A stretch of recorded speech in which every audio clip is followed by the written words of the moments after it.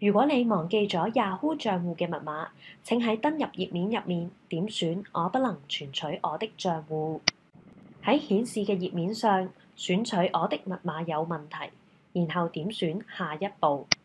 基於安全理由，你喺重設密碼之前，必須先確認你嘅身份，輸入你嘅 Yahoo ID， 喺輸入顯示的驗證碼欄位入面輸入 Captcha 驗證碼，然後點選下一步。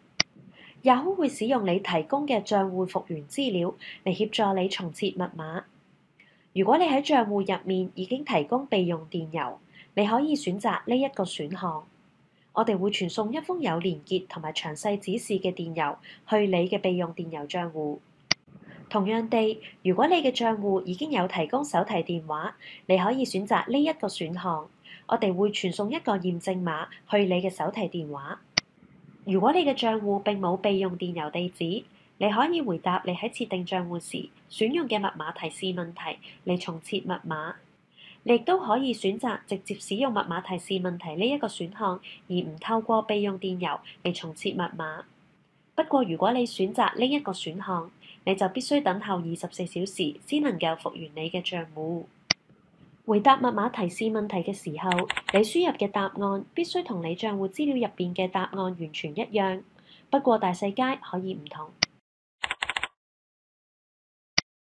而無論你使用邊一種方法嚟成功驗證你嘅身份，下一個步驟都係建立一組新嘅號碼。喺新密碼方格入面輸入新嘅密碼。你嘅新密碼唔能夠包括你嘅姓氏或者名字嘅任何部分。同時長度必須介乎於8至32個字元之間，其中最少包含一個大階字母、數字或者特殊符號。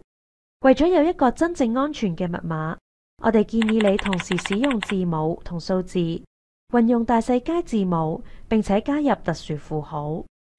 而家請重新輸入新嘅密碼以作確認。